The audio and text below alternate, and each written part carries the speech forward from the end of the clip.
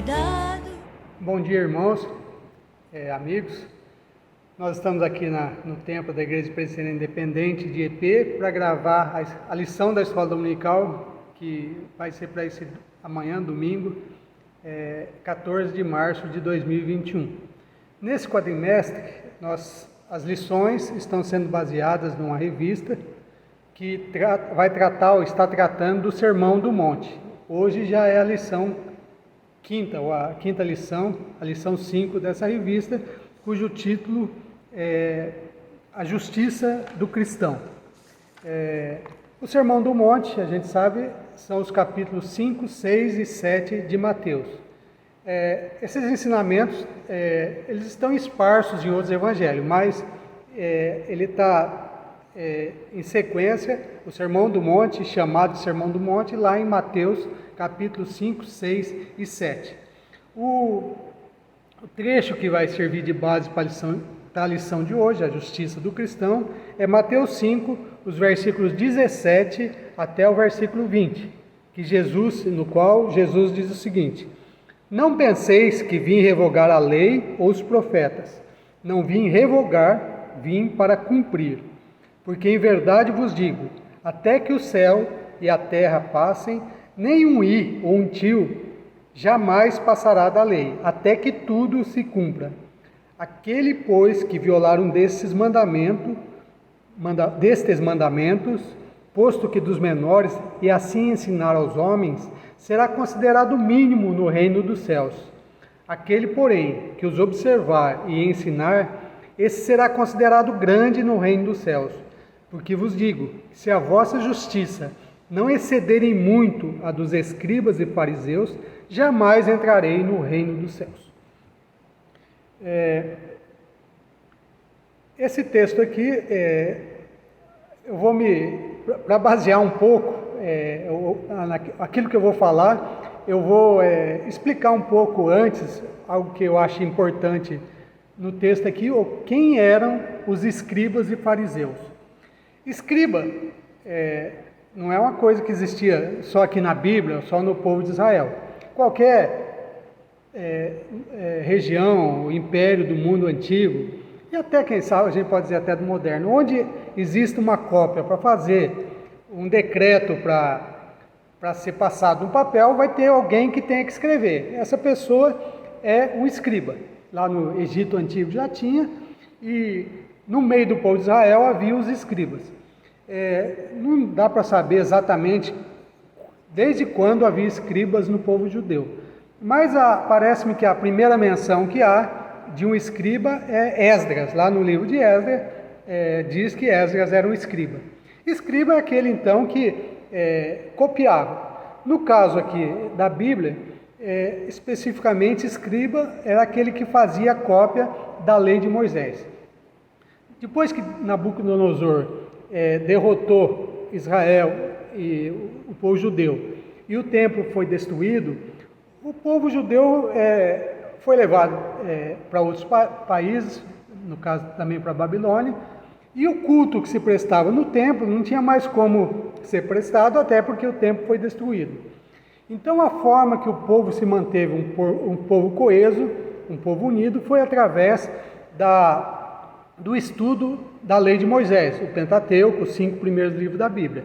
E o escriba, de tanto que ele fazia as cópias da lei, ele se tornou um doutor da lei. Ele praticamente sabia decor as leis de Moisés, porque ele vivia copiando essa lei. Então o escriba, ele além de um copista, ele se tornou um doutor da lei, porque ele conhecia a lei profundamente, das cópias que ele fazia. Esses eram os escribas. Então, pelo menos, Esdras deve ter existido mais de 400 anos antes de Cristo, já havia os escribas. Os fariseus eram uma seita que, essa já era mais recente, talvez uns 200 anos antes de Cristo, quando, sob o Império Grego, um imperador ali quis fazer com que o Deus de Israel e de outros povos também não fosse cultuado. E houve uma revolta, no caso dos judeus, a revolta dos macabeus, que conseguiram ficar em liberdade dentro do Estado dos judeus, E os fariseus formaram ali, vou chamar de seita, onde o objetivo maior era que a lei de Moisés, a lei de Deus dada por Moisés, fosse cumprido fielmente. Então, boa parte dos escribas podiam serem fariseus, que eram também pessoas que desejavam que o povo cumprisse a lei. Mas existiam também outras seitas, como os saduceus. Nem todo fariseu era escriba, mas uma boa parte dos escribas eram fariseus. Mas o escriba é um cargo, uma profissão, vamos assim dizer. E o fariseu seria um membro de uma religião. E se a gente for, depois disso que eu falei, a gente pode notar que foi muito graças aos escribas e os fariseus que a lei de Moisés cumprir a lei de Moisés, o desejo de cumprir a lei de Moisés, foi mantido dentro do povo judeu durante todo esse tempo do exílio. E se isso é assim, por que se os fariseus e os escribas foram tão importantes para a manutenção da lei, por que parece que em todos os evangelhos Jesus condena tão rigorosamente os fariseus e os escribas? O que aconteceu foi que os escribas e os fariseus, além de copiar a lei, além de transmiti-la ao povo, eles começaram a acrescentar, não acrescentar por escrito ali na lei, mas acrescentar tradições, coisas que não estavam escritas ali na lei de Moisés, mas que eles foram aumentando regras. Existia um mandamento, e eles aumentavam coisas de como aquele mandamento seria cumprido. Exemplo, porém, seria o dia de sábado. A lei de Moisés diz o seguinte: 6 dias trabalharás e ao 7º descansará. Basicamente é isso. Mas aí eles começaram a acrescentar o que é trabalhar no sábado. Por exemplo, olhar no espelho é um trabalho, fazer cozinhar é um trabalho. E aí, por exemplo, eles tinham uma regra que era o seguinte: você não podia caminhar no sábado mais do que 1 quilômetro, 1,1 km. Se você fizesse isso, você estava descumprindo o sábado. Lá, acho que no primeiro capítulo de Atos, fala que o Monte das Oliveiras era distante de Jerusalém o caminho de um sábado, ou seja, cerca de 1 quilômetro. Então, se a pessoa andasse 1 quilômetro, 1,1 km, estava bom. Mas se andasse 1,2 km, ele já estava descumprindo o sábado. Eles diziam também, eles incriminaram Jesus por curar no sábado. Só que eles davam uma ajeitadinha para que também a lei não atendesse os interesses dele. Jesus disse o seguinte: eu não posso curar no sábado, mas quando uma ovelha de vocês cai num buraco no sábado, vocês não vão lá tirar? Pela forma como Jesus fala, é certo que eles iam lá e tiravam. Mas, como era o interesse econômico, então, possivelmente tirar a ovelha podia, mas Jesus curar no sábado não podia. Ou lavar as mãos, tem um outro texto da Bíblia que eles criticam os discípulos por não obedecerem à tradição dos anciões, que era lavar a mão antes de comer. Até tudo bem, lavar a mão é bom, mas não é isso que é uma obediência ao mandamento. Uma outra regra, um outro mandamento que eles davam uma ajeitada era aquele: honra teu pai e tua mãe.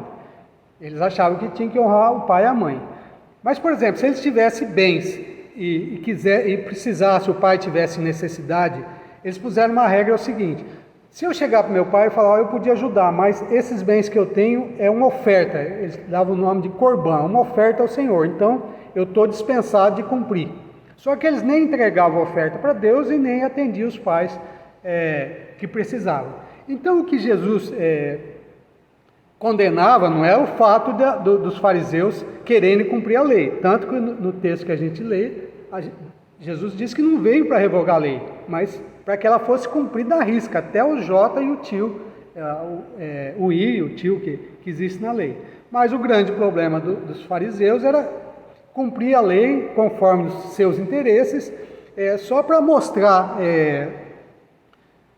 para o povo que eles eram pessoas justas, honestas, que cumpriam a lei, mas eles davam uma ajeitadinha. E Se você ler Mateus 23, vão ver Jesus combatendo essa exterioridade, o simples fato de cumprir a lei exteriormente.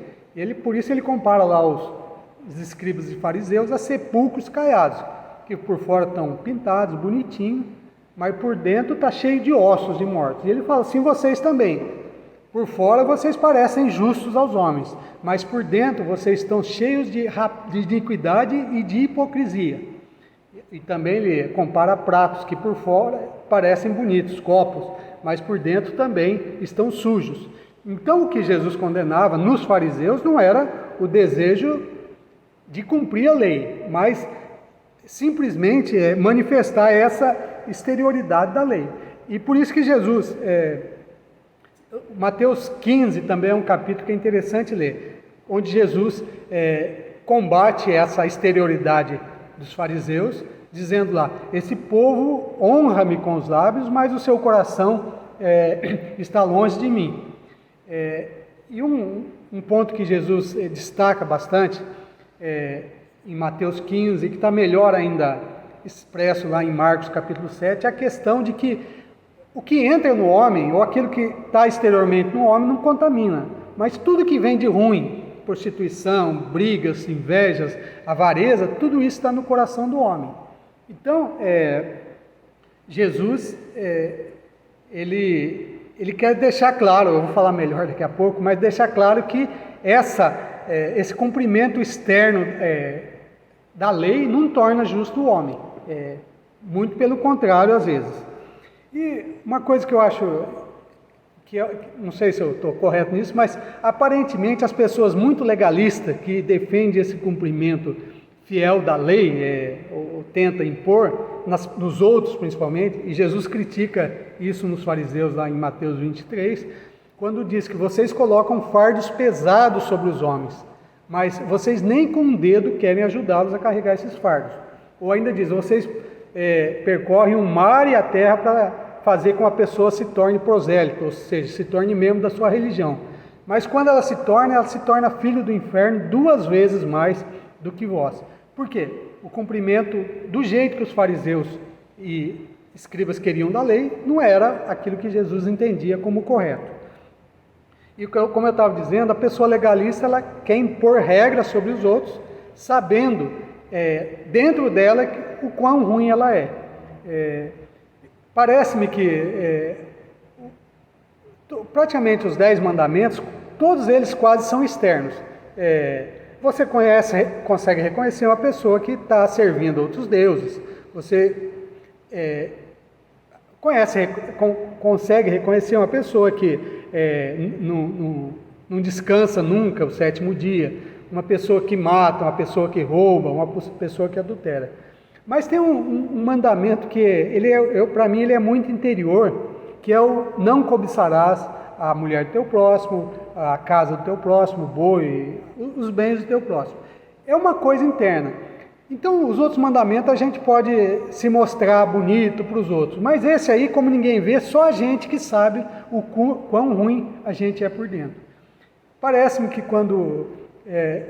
o apóstolo Paulo fala lá em Romanos 7, acho que versículo 7, ele diz o seguinte: quando a lei disse não cobiçarás, eu reconheci o que era a cobiça. Era melhor que eu não soubesse, mas não tinha jeito. Então, a lei, dessa forma, a lei causou o pecado em mim. E um outro texto que eu acho interessante, quando aquele moço rico chega para Jesus, ele pergunta: mestre, o que eu hei de fazer para herdar a vida eterna? E Jesus fala: você conhece os mandamentos? E ele fala: quais? Jesus fala: não matarás, não roubarás, não adulterarás. Jesus não cita o não cobiçar. Aí o moço fala: mas essas coisas, desde que eu sou criança, eu cumpro todas. E aí Jesus fala: então só te falta uma coisa. Vai, vende tudo que tem, dá aos pobres, então vem e segue. E o moço, a gente sabe que foi embora triste. Porque naquele momento, eu acho que Jesus quis dar a entender ao moço que ele cumpria vários mandamentos, mas o 10º mandamento ele não cumpria, porque a cobiça, e o fato dele ser rico, a cobiça o impedia de ir vender todos os bens dele. Então, esse mandamento demonstra o quanto é importante a lei não ser só exterior, mas também ser interior. Acho interessante um versículo que tem em Tiago, capítulo 2, verso 10, que diz o seguinte, que se você cumprir toda a lei, mas falhar só em uma delas, em um ponto da lei, é como se você tivesse descumprido toda a lei. E por isso, qualquer pessoa que tem um coração humano não consegue cumprir a lei, porque nós nascemos em pecado, como diz os textos bíblicos, e a gente pode até demonstrar ou ter uma manifestação exterior de justiça, mas interiormente todos nós sabemos, e os escribas e fariseus sabiam o que eles eram interiormente. Mas só que aí a coisa parece que complica mais, porque se perguntasse para o povo judeu naquela época, quem é aqui que cumpre a lei? Quase todos iam citar os escribas e fariseus. Só que Jesus fala o seguinte, se a justiça de vocês, e por isso nós estamos falando justiça do cristão, se a justiça de vocês não exceder muito a justiça dos fariseus, vocês jamais vão entrar no reino dos céus. E o que seria então essa justiça que excede a justiça dos fariseus? Lembrando ainda que, se a gente fosse continuar lendo o texto de Mateus, que vai ser lido nas lições posteriores, Jesus parece que ainda torna um pouco mais difícil os mandamentos. Não é que ele torna difícil, ele fala, ele esclarece como é que pode ser, ou da onde que surge o pecado. Ele diz o seguinte, vocês ouviram o que foi dito aos antigos, não matarás, porém eu vos digo que aquele que odiar o seu irmão já é digno de julgamento. Ou então os antigos diziam, o mandamento diz, não adulterarás. Eu, porém, vos digo que qualquer que olhar numa mulher para cobiçar, já em seu coração adulterou com ela. Ou seja, Jesus demonstra aqui que o cumprimento da lei vem antes. E para mim, ele esclarece para o povo que é impossível, que todo homem tem o coração impuro, como diz o texto de Isaías, né? Nós somos como trapos de imundícia, então é impossível o cumprimento da lei do jeito que queriam os fariseus e os escribas. Só que Jesus fala que o cumprimento da lei teria que ser ainda muito exceder aquilo que os escribas e fariseus diziam, faziam, né? E Jesus até lá em Mateus 23, ele diz, na cadeira de Moisés estão assentados os escribas e fariseus.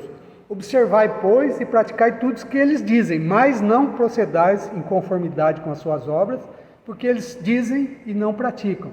Ou seja, a lei deve ser cumprida como queriam os fariseus, mas não como eles faziam.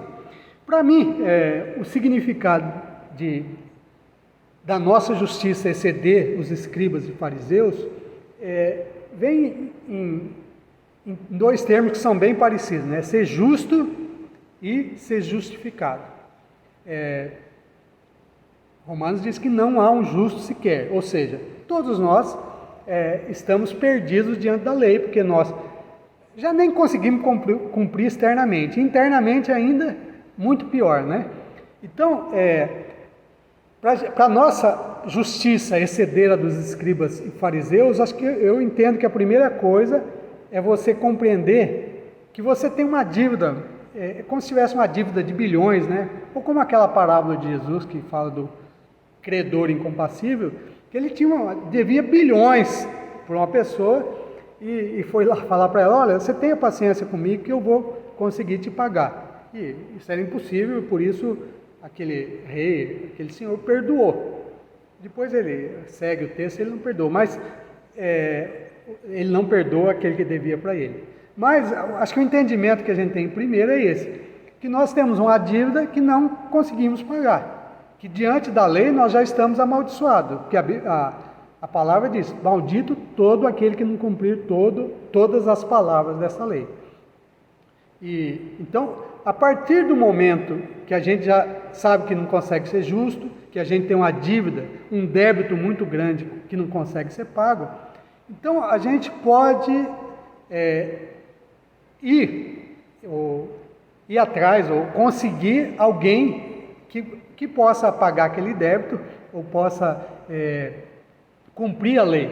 Porque são duas alternativas: ou você cumpre a lei ponto por ponto, até o tio, até o i, ou você recebe a maldição daqueles que não cumprem a lei, que é a morte, e no caso, morte eterna.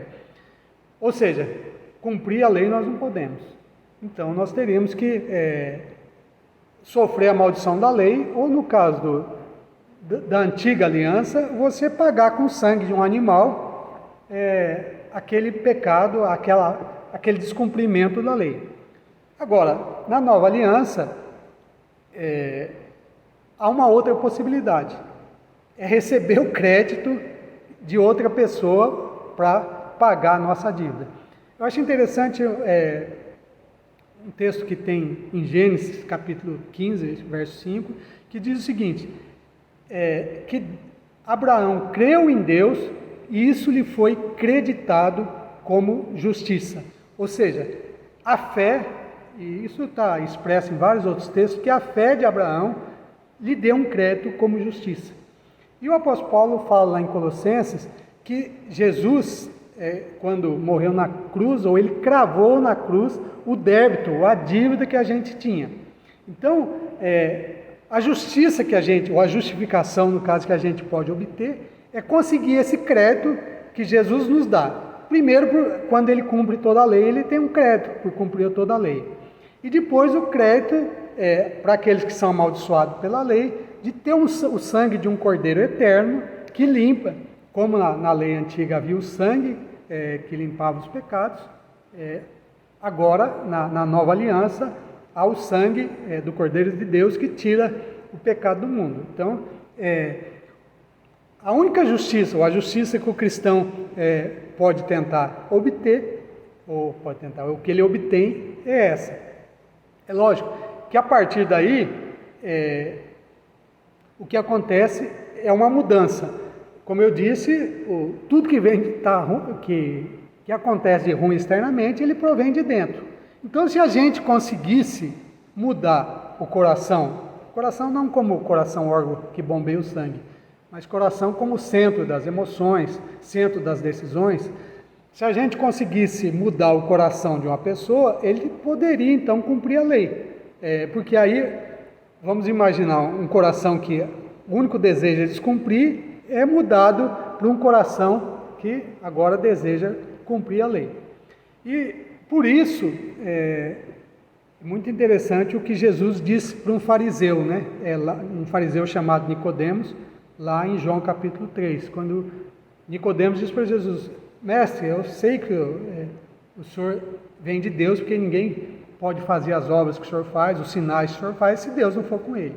E Jesus nem responde aquilo, né? Ele diz o seguinte: olha, na verdade, vos digo que quem não nascer de novo não pode entrar no reino dos céus. Então, essa é a mudança, ou essa é a justificação. Porque normalmente as pessoas dizem: mas então se a justificação é pelo sangue e obra de Cristo, então não preciso fazer nada de bom. Mas a gente só entende que uma pessoa foi justificada quando ele nasceu de novo. E quando então ele tem um coração novo. E quando ele tem o Espírito de Deus habitando nele. Romanos 8 diz que se alguém não tem o Espírito de Deus, esse tal não é dele. Então, quando uma pessoa nasce de novo, ele deixa de ter o desejo de cumprir. Ele ainda tem dentro dele um velho homem, assim, que quer fazer as obras da carne, conforme Gálatas 5. Só que ele tem dentro dele o Espírito de Deus que deseja, ou que quer levá-lo a produzir os frutos do Espírito: paz, alegria, amor, benignidade, bondade. Então, a justiça do cristão, ou produzir obras justas, é exatamente isso. É impossível para quem tem um coração velho tentar almejar qualquer cumprimento da lei. Aquele que nasceu de novo, que tem o coração novo, ele não só está justificado, ele já pagou, ou já teve alguém que pagou o preço para ele, como ele agora está liberto para produzir obras boas, não obras exteriores para as pessoas verem, mas a obra que nasce dentro do coração dele. Seria basicamente isso, a justiça, a justificação em Cristo Jesus. Então, o que eu gostaria, para encerrar, resumindo muito isso. Se você ainda está simplesmente querendo mostrar para os outros que você é bom, que você produz obras de justiça, que você acha que assim é que você vai alcançar o reino dos céus, mude essa forma de pensar. A única forma de você, como diz Jesus, quem não nascer de novo e nascer do Espírito não pode ver o reino dos céus. O que nasce da carne é carne, não tem como. O que nasce do Espírito é Espírito. E esse é que pode encontrar a justificação, aquilo que os fariseus queriam fazer através de obras, Jesus já fez por nós e nos liberou agora para fazer de coração e por amor. A Bíblia fala que todos os mandamentos se cumprem no amor. Aquele que ama o seu próximo vai cumprir aí, vamos dizer, os 6 mandamentos finais. E aquele que ama a Deus sobre todas as coisas vai cumprir os 4 mandamentos iniciais, mais ou menos isso. Então que Deus abençoe vocês, que a gente possa ter sabedoria, compreensão, para entender em que momento da vida, se a gente está sendo legalista e colocando peso sobre a vida dos outros, ou se a gente está transmitindo o nascer de novo. Eu tinha separado um texto da lição aqui para ler, que é Efésios 4:24. E vos revistais do novo homem, criado segundo Deus, em justiça e retidão procedentes da verdade. Então, que vocês se revistam do novo homem. Vamos orar para encerrar? Senhor, nós te agradecemos pela tua palavra, que a gente pôde ler, pôde explicá-la, e que o teu Espírito Santo faça com que ela produza frutos em cada um de nós. Que a gente possa deixar o legalismo de lado e cumprir a lei do Senhor com um coração novo e com o coração com amor dado pelo teu Espírito Santo. É isso que nós pedimos e agradecemos em nome de Jesus. Amém. Deus abençoe vocês. Bom domingo. Lança o teu cuidado sobre o Senhor, teu cuidado sobre o Senhor, e Ele te sustentará, te sustentará.